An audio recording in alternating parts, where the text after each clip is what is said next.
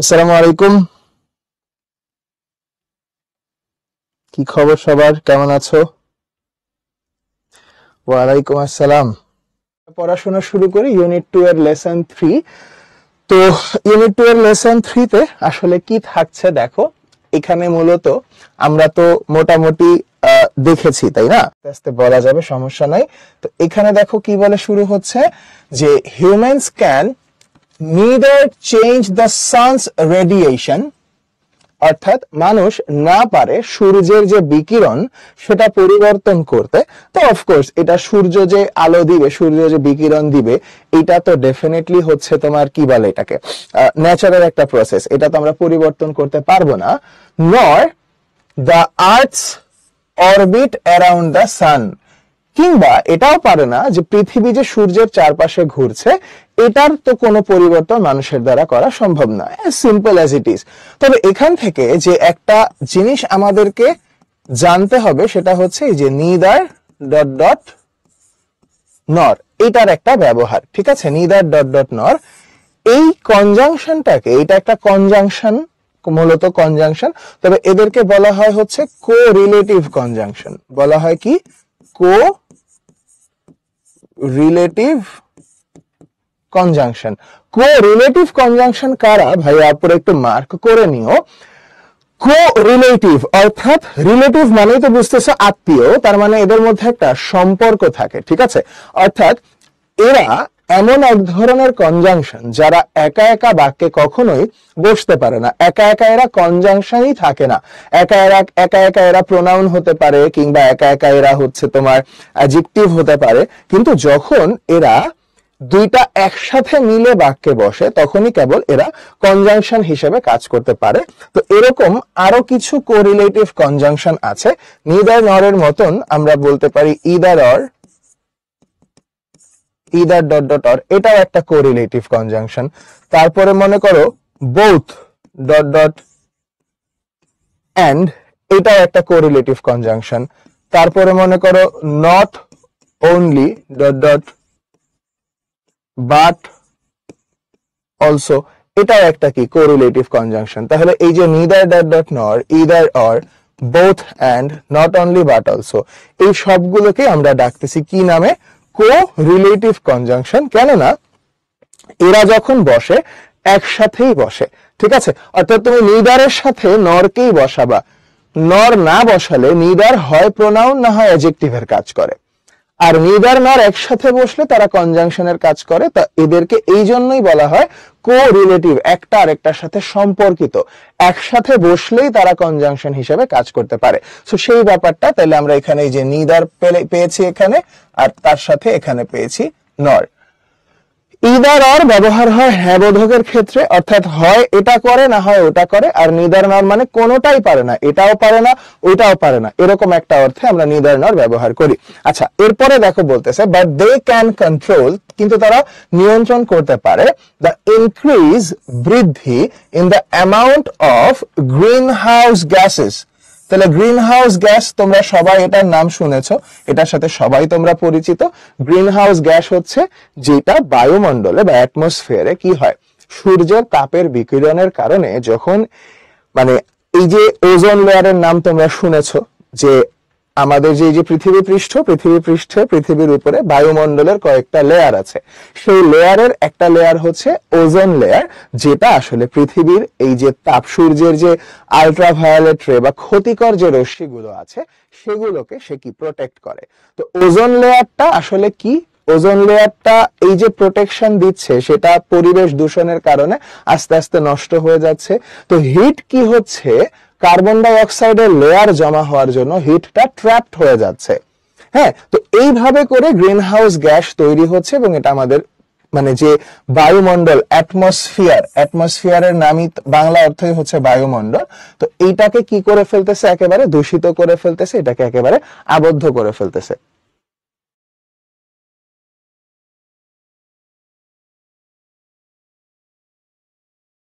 এটা না হয় ওইটা, আর নিদার নর মানে এটাও না ওইটাও না। আচ্ছা, যাই হোক, অনেক ডিস্ট্রাক্টেড হয়ে যাচ্ছি আমরা, আসো আমরা সামনে যাই। এরপরে বলতেছে only during the last 100 years, শুধুমাত্র বিগত 100 বছর ধরে the carbon dioxide has been raised, বৃদ্ধি পেয়েছে alarmingly। এটা কি একটা অ্যাডভার্ব, তাই তো? কেন অ্যাডভার্ব? কারণ এটা ভার্বকে মডিফাই করতেছে। এই যে রেইজ যে ভার্বটা আছে, বৃদ্ধি পাওয়া, সেই রেইজ ভার্বকে মডিফাই করতেছে অ্যালার্মিংলি। বৃদ্ধি পেয়েছে কিভাবে? আশঙ্কাজনক ভাবে বৃদ্ধি পেয়েছে ইন দা অ্যাটমসফিয়ার, আমাদের বায়ুমণ্ডলে। ঠিক আছে, এরপরে দেখো কি বলতেছে, and we humans, আমরা মানুষেরা, can be held responsible। খেয়াল করো, hold responsible বলতে কি? দায়ী বোঝায়। এমনিতে কিন্তু যে বললেই হতো we humans are responsible, তাহলেও হতো। আবার we can be held responsible, তার অর্থ কি? আমাদের উপরেই দায়টা বর্তায়, সেই অর্থে hold responsible-টা চলে আসে। The main cause of the increase in carbon dioxide level in the atmosphere is কি? সেটা the burning of fossil fuels, অর্থাৎ জীবাশ্ম জ্বালানি যেটাকে আমরা বলি, সেটা পোড়ানো।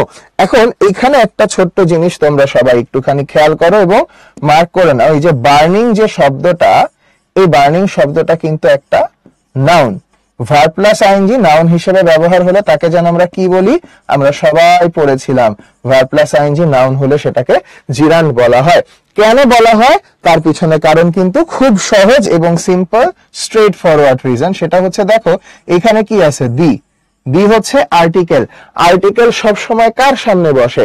আর্টিকেল কিন্তু সব সময় নাউনের সামনে বসে।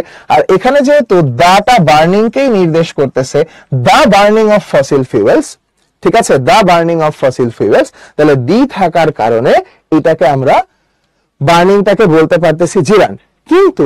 কিন্তু এখানে আবার একটা খুব সুন্দর ইন্টারেস্টিং ব্যাপার আছে, যে কারণে এটা জিরান্ড হয়েও আবার এটাকে জিরান্ড বলা যাবে না।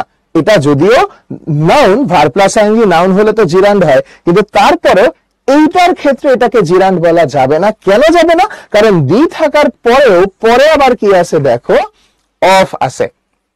তাহলে এটাকে কি বলা যাবে?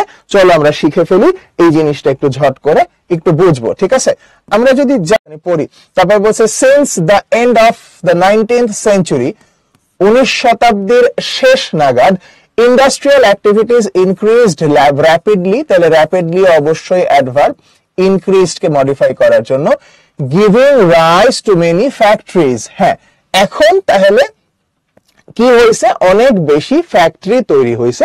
ফ্যাক্টরি তৈরি হওয়ার কারণে কি হয়েছে? আলটিমেটলি যে ইন্ডাস্ট্রিয়াল অ্যাক্টিভিটিটা বেড়ে গেছে। তো এই যে ফ্যাক্টরিগুলো হয়েছে, দিস ফ্যাক্টরিজ রিকোয়ার্ড এনার্জি। এই যে ফ্যাক্টরিগুলো, এই সকল কারখানাগুলো কি প্রয়োজন হতো? শক্তি। এনার্জি ছাড়া তো আসলে কোনো কিছু তৈরি হওয়া সম্ভব না, তাই না? which was produced through the combustion। Combustion বলতে কি বোঝায়? কম্বাসন মানে হচ্ছে বোঝায় যেটাকে কোনো কিছুকে পোড়ানো, জ্বালানো। ঠিক আছে, তো এই যে দেখো কম্বাসনের অর্থ এখানে লেখা আছে, পোড়ানোর মাধ্যমে উৎপাদন করা হতো। কিন্তু কি পোড়ানো হতো? দেখো কয়লা। কয়লাটাই হচ্ছে মূলত আমাদের জীবাশ্ম জ্বালানির একটা উৎস। তাহলে এই কয়লা পুড়িয়ে আসলে কি করা হতো? শক্তি যেগুলো লাগতো, এই যে ধরো কাজ করার জন্য যা যা লাগতো সে সমস্তের জন্য। এরপরে বলেছে দেখো বিসাইডস কোল, কোলের পাশাপাশি, কয়লার পাশাপাশি আদার সোর্সেস অফ। আচ্ছা তোমরা একটুখানি ঝট করে এটাও বলো তো আমাকে, বিসাইড এবং বিসাইডস এই দুটার মধ্যে পার্থক্য কি? কেউ আমাকে অর্থ বলতে পারবা? বিসাইড মানে কি আর বিসাইডস মানে কি? সাদিয়া একদম ঠিক ধরেছো।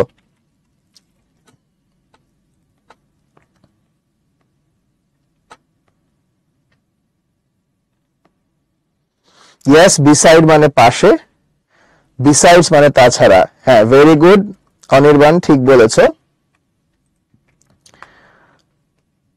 লিওন ঠিক বলেছো, আবৃত্তিও তুমি ঠিক বলেছো, অলিয়া ভেরি গুড। সেজিন, তানিম তুমি কি বুঝো নাই ভাইয়া সেটা বইলো।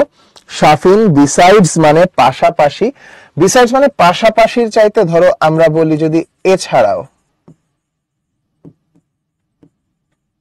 আর বিসাইড মানে ডাইরেক্ট পাশে, কোনো কিছুর পাশে কোনো কিছু অবস্থিত। তাহলে বিসাইডস কোল, কয়লা ছাড়াও, ঠিক আছে, কয়লা ছাড়াও, সেরকম একটা অর্থ এখান থেকে আমরা পাচ্ছি।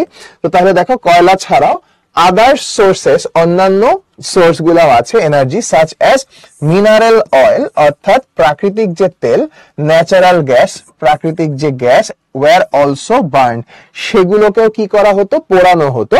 টু হিট আওয়ার হাউসেস, কি কি কার্যে, দেখো আমাদের বাড়ি ঘরকে তাপ দেওয়ার জন্য, রান কার্স গাড়ি চালানোর জন্য, and airplanes to produce electricity উৎপাদনের জন্য আসলে এই সমস্ত যে জীবাশ্ম জ্বালানিগুলো আছে সেগুলো ব্যবহার করা হতো।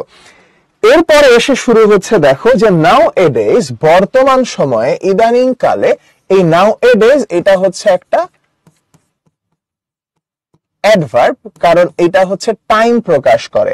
ধরো কখন এই ঘটনাটা ঘটতো বা কখন এই ঘটনাটা ঘটে, তুমি বললা নাও এ ডেজ, বর্তমান সময়ে। তাহলে ক্রিয়ার সময় যারাই নির্দেশ করে তারাই কিন্তু অ্যাডভার্ব হয়ে থাকে। তাহলে nowadays about 85 million barrels of crude oil are burned daily, ঠিক আছে। আচ্ছা, তাহলে এরপরে থাকে কি, ক্রুড অয়েল জিনিসটা কি? ক্রুড অয়েল জিনিসটা হচ্ছে ধরো অপরিশোধিত তেল, মানে যেই তেলটা ধরো আমরা যখন মাটির নিচ থেকে তেল কালেক্ট করা হয়, তেল যখন আহরণ করা হয়, এই তেলটা নিয়ে এসে তেলটা প্রকৃতির ক্ষতি তুলনামূলক কম যেন করে, সেজন্য এই তেলটাকে পরিশোধন করার দরকার পড়ে।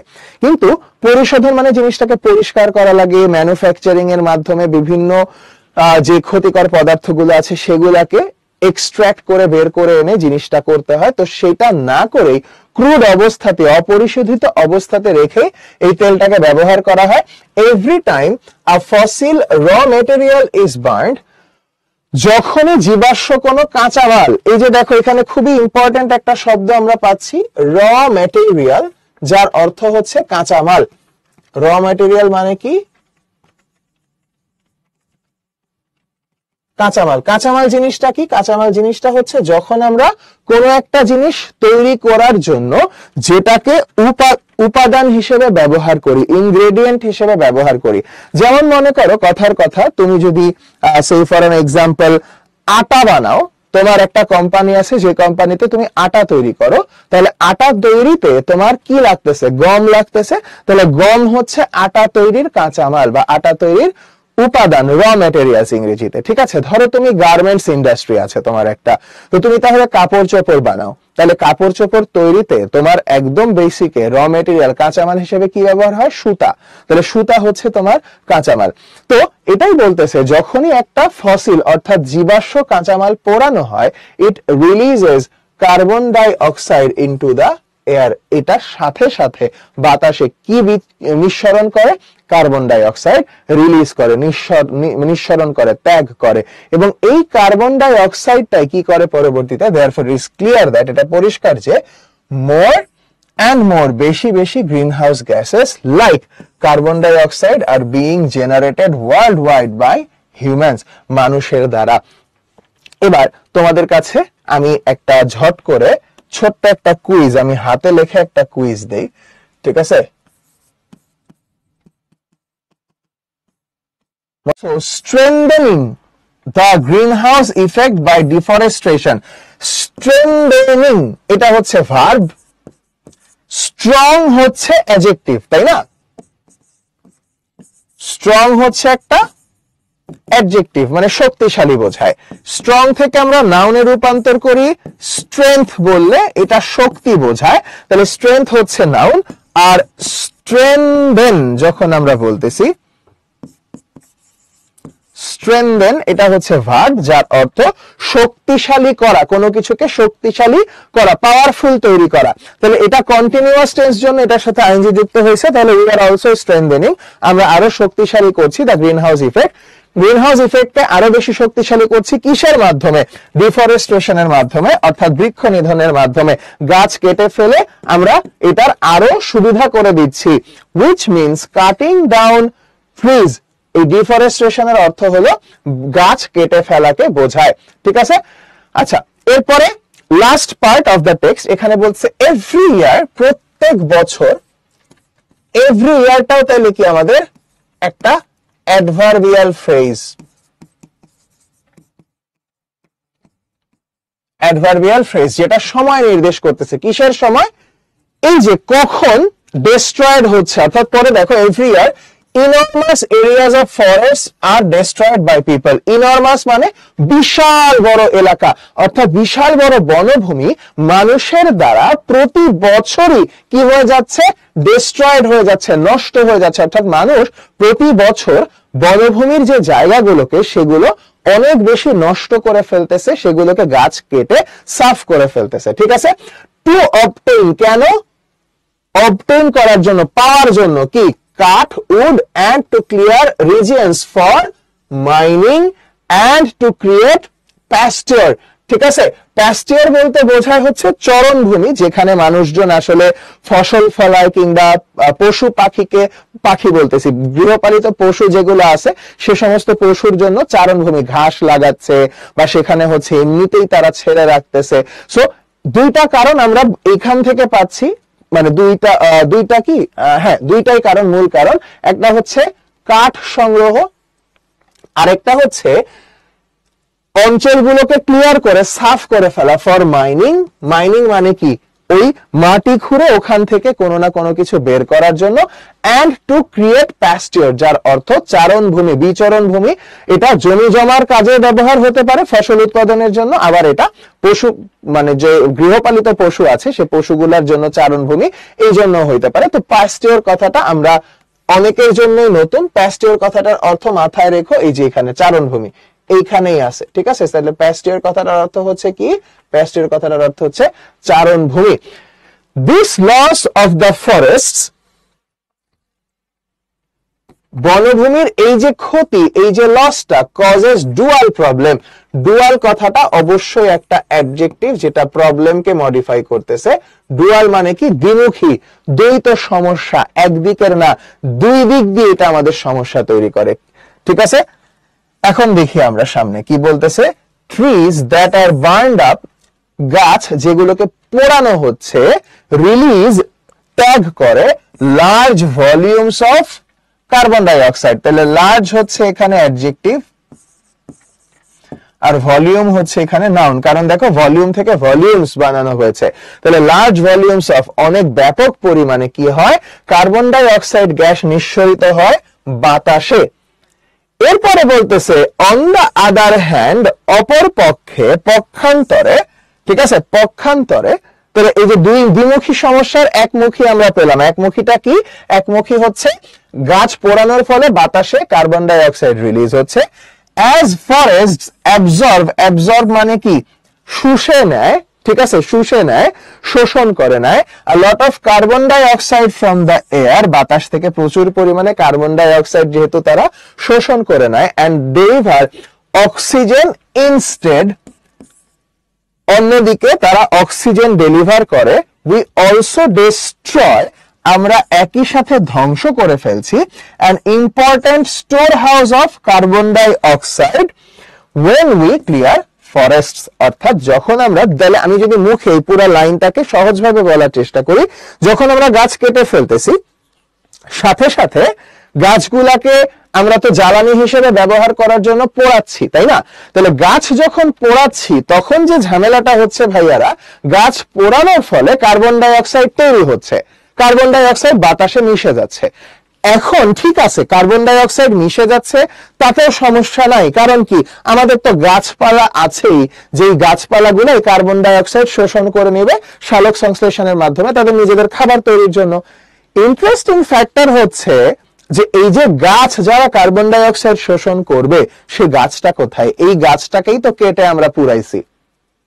তার মানে যার কার্বন ডাই অক্সাইড শোষণ করে নিয়ে পরিবেশে অক্সিজেন নির্গমন করার কথা, অর্থাৎ যে আমাদের কার্বন ডাই অক্সাইডের ক্ষতিটা কমাবে, তাকে কেটেই তুমি কার্বন ডাই অক্সাইড পাঠায় দিচ্ছ বায়ুমণ্ডলে।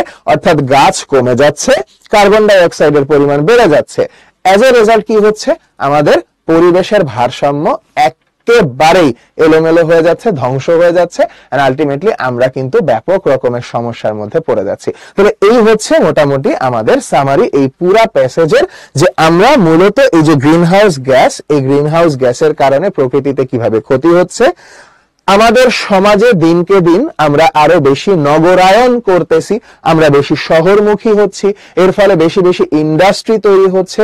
এই সমস্ত ইন্ডাস্ট্রি চালনার জন্য যে শক্তি প্রয়োজন, সেই শক্তিতে আসলে জ্বালানি হিসেবে কয়লা ব্যবহার করা হচ্ছে, বিভিন্ন ধরনের খনিজ তেল ব্যবহার করা হচ্ছে, ন্যাচারাল প্রাকৃতিক গ্যাস ব্যবহার করা হচ্ছে, এবং এগুলো যখন অপরিশোধিতভাবে ব্যবহার হচ্ছে তখন আরো বেশি বেশি করে জীবাশ্ম জ্বালানির মাধ্যমে কার্বন ডাই অক্সাইড রিলিজড হচ্ছে।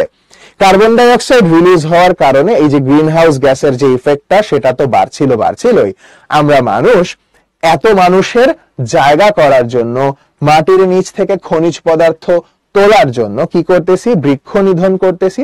বৃক্ষ নিধনের ফলে এই যে গাছ যারা কার্বন ডাই অক্সাইডের পরিমাণটার ভারসাম্যটা রক্ষা করতে পারতো, সেটাও এখন কি আরো বেশি ব্যাহত হচ্ছে।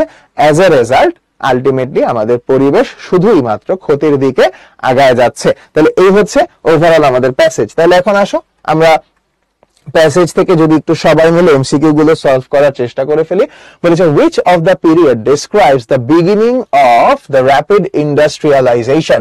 র‍্যাপিড মানে হচ্ছে দ্রুত, ইন্ডাস্ট্রিয়ালাইজেশন মানে হচ্ছে শিল্পায়ন, অর্থাৎ শিল্প নগরী, শিল্প ফ্যাক্টরি এটা যে গড়ে ওঠে। তাহলে এটা তো তোমাদের ওইখানে ছিল, খেয়াল করে দেখো, সরাসরি প্যাসেজে ছিল না, কই জানি কোন পৃষ্ঠায় জানি ছিল, পরের দিকেই এখানে বোধহয় না, হ্যাঁ, since the end of 19th century, 19 শতকের শেষ দিকে র্যাপিডলি ফ্যাক্টরি তৈরি হয়েছে। তাহলে শেষের দিকে যদি হয়, তাহলে এখানে কিন্তু স্টার্ট, প্রথমে ধুপধাপ দেখে 19th সেঞ্চুরি দেখে অ্যান্সার দাগায় ফেলো না, এখানে স্টার্ট আছে, স্টার্ট কখনোই হবে না। তাহলে এখানে end of the 19th century, তার মানে 4 নাম্বারটা সঠিক উত্তর, তাই তো? Yes, very good.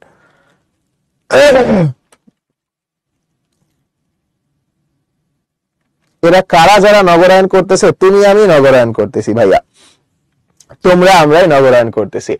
তারপরে what are the fossil fuels mentioned in the passage? প্যাসেজে কোন কোন ফসিল ফুয়েলের উদাহরণ আছে? কোল, কয়লা, মিনারেল অয়েল অর্থাৎ খনিজ তেল, এবং ন্যাচারাল গ্যাস প্রাকৃতিক গ্যাস, কোনটা আছে বলো তো? Yes, very good, চারটাই আছে। So all of the above, এটাই সঠিক উত্তর। C number, the word instead, প্যাসেজে ইনস্টেড, ওই যে গাছের ওইখানে একদম লাস্টে যে কার্বন ডাই অক্সাইড গ্রহণ করত এন্ড রিলিজ অক্সিজেন ইনস্ট্যান্ট, এর পরিবর্তে, তাই তো? এর পরিবর্তে, তাহলে পরিবর্তে ইংরেজি এখান থেকে আমাদের অপশনগুলোর মধ্যে কি হবে? ভেরি গুড, CO2 কি বলতেছিল একজন? এত টেক্সট দেখার কোনো বুদ্ধি নাই।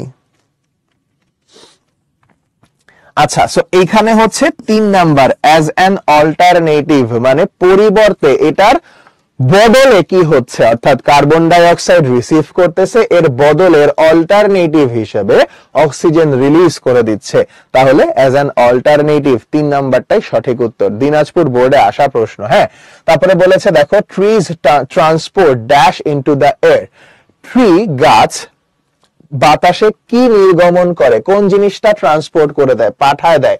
সো ইয়েস, অফ কোর্স, এখানে অক্সিজেন, গাছ কার্বন ডাই অক্সাইড গ্রহণ করতেছে, অক্সিজেন ছেড়ে দিচ্ছে, এখানে অন্য কোনোটা উত্তর হওয়ার কোনো সুযোগ নেই এখানে। দেন ই নাম্বারে, the word combustion mentioned in the passage means, আমি তোমাদেরকে কম্বাশনের অর্থ ওখানে আলাদা করে মার্ক করে দিয়েছি। কম্বাশন মানে কোনো কিছুকে পোড়ানো, জ্বালানো, তো সেই অর্থে দেখো, কাইন্ডলিং, কনজিউমেশন, ফ্লেম তো নাউন, তো এখানে বার্নিং, পোড়ানো, কম্বাশন মানে পোড়ানো, বার্নিং, তো সেই অর্থে ই সঠিক উত্তর।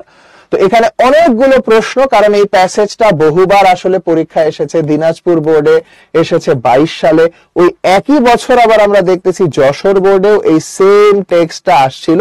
তার মানে যেটা বুঝতে পারতেছি যে এই যে পরিবেশ দূষণ বা দূষণ রিলেটেড যে প্যাসেজটা, আমি তোমাদেরকে এটাও বলেছিলাম যে মেহেরজানের যে প্যাসেজ ছিল, হ্যাঁ, সেই মেহেরজানের প্যাসেজ পড়ানোর সময় আমি তোমাদের বলেছিলাম যে এই পুরা ইউনিটটা আমাদের প্রাকৃতিক যে দূষণ বা প্রাকৃতিক যে সমস্যাগুলো আছে সেগুলোকে কেন্দ্র করে এই যে আমাদের পুরো একটা ইউনিট তৈরি হয়েছে, এই ইউনিটটা আসলে ব্যাপক গুরুত্বপূর্ণ, অনেক গুরুত্বপূর্ণ। তবে হ্যাঁ, পাশাপাশি এই কথাও সত্য, তোমাদের ব্যাচের জন্য যেহেতু তোমাদের বইতে বেশ কিছু নতুন ইউনিট লেসন যুক্ত হয়েছে, এই নতুন ইউনিট লেসন গুলো আসলে যথেষ্ট পরিমাণে গুরুত্ব বহন করে, ঠিক আছে, যথেষ্ট পরিমাণে গুরুত্ব বহন করে। তো সেই জিনিসগুলা আসলে আগেকার যেগুলা খুব গুরুত্বপূর্ণ ছিল সেগুলো আসলে এখন আসবে কতটুকু, সেখানেও একটা অবশ্যই কিছুটা প্রশ্ন থেকে যায়। তবে যেগুলো আগে গুরুত্বপূর্ণ ছিল, তোমরা তো জানো যে তোমাদের তো এমন না যে সিন প্যাসেজ একটাই আসবে, তোমাদের আলাদা আলাদা সিন প্যাসেজ থেকে কিন্তু আলাদা আলাদা প্রশ্নগুলো হবে। যেমন এমসিকিউ কোয়েশ্চেন অ্যান্সারের জন্য আলাদা একটা প্যাসেজ, তারপরে উইদাউট ক্লু যে ফিল ইন দা ব্ল্যাঙ্ক সেটার জন্য আলাদা একটা প্যাসেজ, এবং পরবর্তীতে ইনফরমেশন ট্রান্সফার এবং সামারির জন্য আলাদা একটা প্যাসেজ থাকার কথা। তাহলে এই 3 প্যাসেজের মধ্যে কোনো না কোনো একটা প্যাসেজে কিন্তু এই যে পলিউশন রিলেটেড যে প্যাসেজগুলো আছে সেগুলো গুরুত্বপূর্ণ হয়ে যেতে পারে, ঠিক আছে। আচ্ছা, এখন আসো আমরা একটু এটাকে ঝট করে সলভ করে ফেলি। আমরা পড়বো fossil fuels are burned at an alarming rate. Fossil fuel গুলো অনেক বেশি বিপজ্জনক ভাবে বাড়ছে, বিপজ্জনক ভাবে এগুলোকে বেশি করে পোড়ানো হচ্ছে। ডিউ টু, কিসের জন্য, এটাকে কিসের জন্য এত বেশি ফসিল ফুয়েল পোড়ানো হচ্ছে? তাহলে আমরা দেখেছি যে এইটা কিসের জন্য, এই যে নতুন নতুন ইন্ডাস্ট্রি গড়ে উঠছে, তাহলে এই ডিউ টু এর পরে আমরা কি বসাইতে পারি? একটা শব্দ, ইন্ডাস্ট্রিয়ালাইজেশন। এখন এটার সাথে মিল রেখে তুমি যে কোনো সমার্থক শব্দ দিতে পারো, কোনো সমস্যা নাই।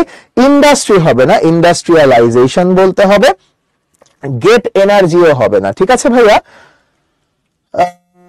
অর্ণব, তোমার একটা কোয়েশ্চেনের উত্তর দেই না ভাইয়া, এটা কেমন কথা বললা? এত টেক্সট না ভাইয়া, আমি তোমাদেরকে বলছি যে 1 সেকেন্ডের মধ্যে কমপক্ষে 200 মতন টেক্সট চলে আসতেছে, তারপরও এত কিছু আসলে চোখের মধ্যে ধরে রেখে এক্সাক্ট দেখা খুব কঠিন হয়ে যায়। তারপরে দেখো, coal is one of the fuels used for, এইখানে এসে আমরা বলতে পারি যে এখানে যেহেতু ইউজড ফর হচ্ছে একটা প্রিপোজিশন, তাহলে এরপরে কি আমার একটা নাউন দরকার, তার মানে এখানে আমার একটা নাউন দরকার। তাহলে নাউন যদি বলি আমরা যে coal is one of the fuels used for dash energy, energy তৈরি করার জন্য, তাহলে এখানে ফর প্রডিউসিং এনার্জি আমরা বলতে পারি। এখন তুমি চাইলে এই প্রডিউসিং এর যে কোনো সমার্থক শব্দ এই শূন্য স্থানে বসাইতে পারো, কোনো সমস্যা নাই, ঠিক আছে। মেকিং বলতে পারি, গেটিং বলতে পারি, প্রডিউসিং বলতে পারি, কোনো সমস্যা নাই। Our atmosphere is being polluted for the dash of greenhouse gases day by day. তাহলে এখানেও কিন্তু দেখো ফর দি কি একটা আর্টিকেল, তার মানে আর্টিকেলের পরেও কি অবশ্যই আমার নাউন বসবে এখানে। তাহলে এখন দেখো তো, প্রথমে বুঝলাম নাউন, আর গ্রিন হাউস গ্যাস দিন দিন কি হচ্ছে, বেড়ে যাচ্ছে, তাহলে ফর দা এখানে আমরা বলতে পারি ইনক্রিজ, ইনক্রিজ শব্দটা এখানে তাহলে নাউন হলো for the increase.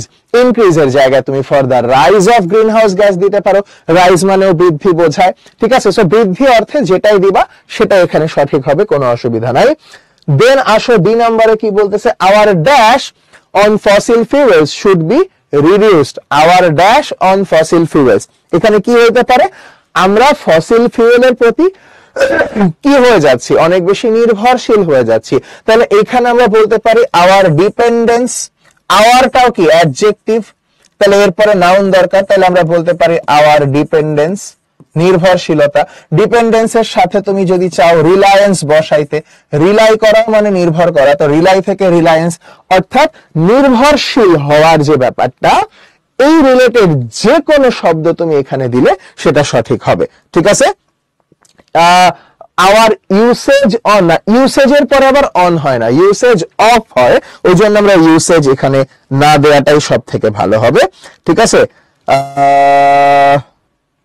Okay, can we write emission, emission কোথায়, for the emission of emission হয়, এমিশন তো নাউন, বাট এমিশনটা যে বাড়ছে সেটা প্রকাশ করাটা আসলে জরুরি। তবে হ্যাঁ, এমিশন দিলে ভুল হবে না, শুড বি ইউজ। তারপর বলছে we should not destroy our dash which play a vital role to produce oxygen. তাহলে we should not destroy our কি, আমাদের কি, আমাদের এখানে মূল শব্দ হচ্ছে গাছ, আমাদের গাছপালাগুলোর কথা এখানে মূলত আসবে।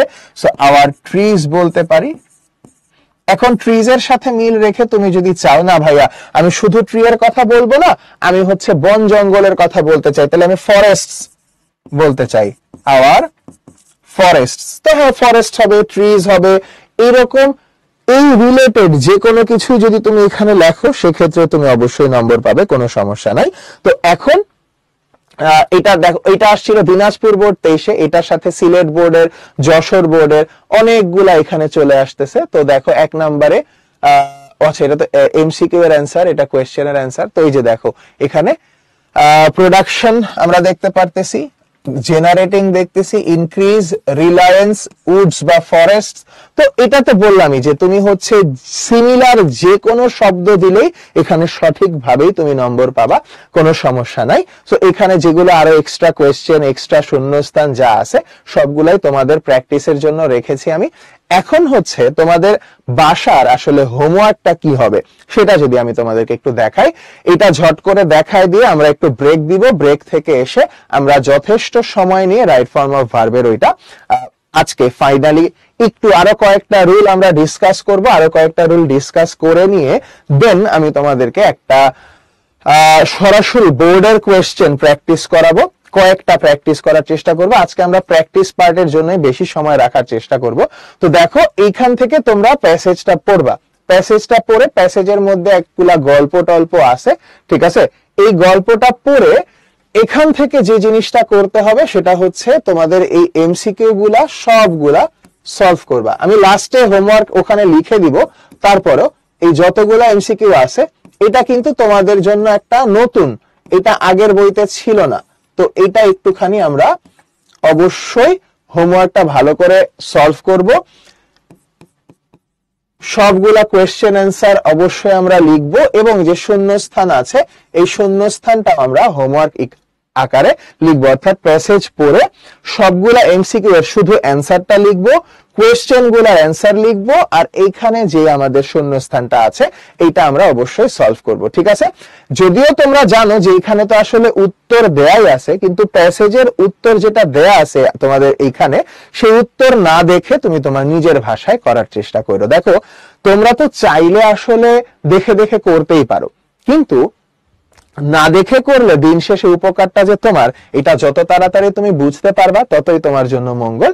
তোমাদের প্র্যাকটিসের জন্য এখানে আরো অসংখ্য হচ্ছে ম্যাচিং দেয়া আছে। তো আমি জাস্ট ব্রেকে যাওয়ার আগে ঠিক 2 মিনিট সময় দিয়ে তোমাদেরকে এইখান থেকে জাস্ট একটা প্র্যাকটিস করাবো। কোনটা? ফ্রেন্ডশিপ নিয়েই করি, ফ্রেন্ডশিপ নিয়েই করি। আসো তাহলে এইটা আমরা একটু এখন সবাই প্র্যাকটিস করি। তোমরা শুধুমাত্র এভাবে করে অ্যান্সার লিখবা, ওই যে যেভাবে আমি সব সময় শিখাইছি, a প্লাস 3 প্লাস 4, তারপরে b plus c plus d plus এবং e প্লাস। কি করবা? একবারে 5টা লিখবা, আলাদা আলাদা করে লিখবা না, ঠিক আছে, আলাদা আলাদা করে লিখবা না, একবারে লিখবা। ব্রেক দিব, এটা জাস্ট দেখে আমরা ব্রেকে চলে যাব, কোনো সমস্যা নাই। তাহলে দেখো 2 মিনিটের মধ্যে যদি অ্যান্সার করে ফেলতে পারো তাহলে 2 মিনিট পরে আমরা ব্রেকে চলে যাইতে পারবো, আমাদের জন্য আরো সুবিধা হবে, ঠিক আছে। তাহলে কি বলতেছে দেখো শুরুতে, record class Mumu, record class তোমার যে পোর্টালে তুমি এখন ক্লাস করতেছো সেইটারই বাম পাশে একদম, তোমরা যখন লগইন করতেছো, লগইন করলে এই যে বাম পাশে তোমাদের একটা এরকম বার থাকে যেখানে মনে করো এই যে লাইভ ক্লাস লেখা থাকে, is one of the noble expression। একটা ছোট্ট জিনিস একটু কারেক্ট করে নাও, এখানে এক্সপ্রেশনস হবে, ওয়ান অফ এর পরে আসলে প্লুরালি হয়। তাহলে friendship is one of the noble expressions, a +3 noble expressions of human relations and instincts, মানুষের সম্পর্ক এবং যে মানুষের ইনস্টিংক্ট গুলো আছে সেগুলোর মধ্যে।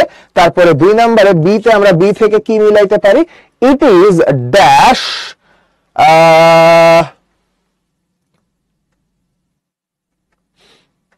ইট is a relation existing between hearts, হতে পারে এটা? ইট ইজ আ রিলেশন, হ্যাঁ অবশ্যই এটা হচ্ছে একটা সম্পর্ক যেটা কিনা এক্সিস্ট করে কোথায়? এক্সিস্ট করে হৃদয়ে, আমাদের অন্তরে এটা এক্সিস্ট করে, তাই তো?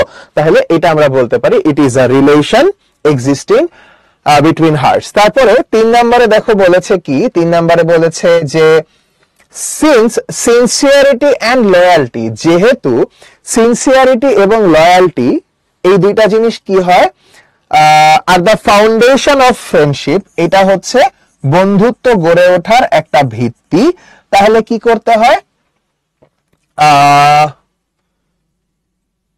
Are the foundation of friendship it is আ বুন এন্ড ডিফাইন গিফট, তাহলে এইটাকে আমরা বলতে পারি যে এইটা একটা অনেক বেশি পরিমাণে কি বলবো এটাকে, আমাদের একটা স্বর্গীয় কোনো গিফট এটাকে আমরা বলতে পারি। তাহলে সি এর সাথে 5+1 আমরা করতে পারি। ডি বলতেছে it is an intimacy or an acquaintance, এটা একটা আমাদের মধ্যে ভাব, ইন্টিমেসি মানে কাছাকাছি, অর অ্যান অ্যাকোয়েন্টেন্স এটা একটা একে অন্যের সাথে পরিচিত হওয়া। এটার সাথে তাহলে ডি এর সাথে এটাই যাচ্ছে, এক্সিস্টিং বিটুইন টু, যেটা এক্সিস্ট করে দুইজনের মাঝে, যেটা থাকে দুইজনের মাঝে, এক্সিস্টিং বিটুইন টু, টু এর সাথে কি যায়, টু টু টু, এই যে দেখো to like mind persons, to like mind, তাহলে এই যে দেখো লাইক মাইন্ড, এখানে কিন্তু লাইক শব্দটা অ্যাডজেক্টিভ, আজকে আমরা পড়ছি লাইক শব্দটাকে প্রিপোজিশন, তাহলে লাইক তো ভার্ব হতে পারে, আই লাইক ইউ, এখানে ভার্ব। আবার আজকে লাইক দেখেছি যখন লাইক শব্দটা পুরো বাক্যের সাথে একটা নাউন বা প্রোনাউনকে মডিফাই করতে যুক্ত করতেছে তখন সেটা হচ্ছে প্রিপোজিশন। এখন আবার এসে দেখতেছি লাইক মাইন্ড, একই ধরনের মন, একই মন, সেম অর্থ দিয়ে লাইক হয়ে যাচ্ছে আমাদের জন্য এখানে অ্যাডজেক্টিভ। লাস্টে ই নাম্বার কনফিডেন্স, লাভ, স্যাক্রিফাইস, ফেলো ফিলিং, তো এটা তো আর বাকি আছেই একটা, তাহলে সেটার সাথে মিলাই দিলে এটা চলে যাচ্ছে 2 নম্বরের সাথে, lead a man to develop or establish friendship. তাহলে এইভাবে করে তোমরা চাইলে এরকম ভাষায় আরো প্র্যাকটিস করতে পারো। তো চলো আমরা এখন ব্রেকে যাই, ব্রেক থেকে এসে আমরা রাইট ফর্ম অফ ভার্ব আর যা যা কিছু আছে সেসব দেখব। তাইলে আমরা ক্লাস resumes at 10 মিনিটের ব্রেক, এখন 11টা 11 বাজে, তো ধরে নিচ্ছি 12ই বাজে, তাহলে আমরা ঠিক 22-এ ক্লাস শুরু করব। সবার সাথে দেখা হচ্ছে একটু পরে।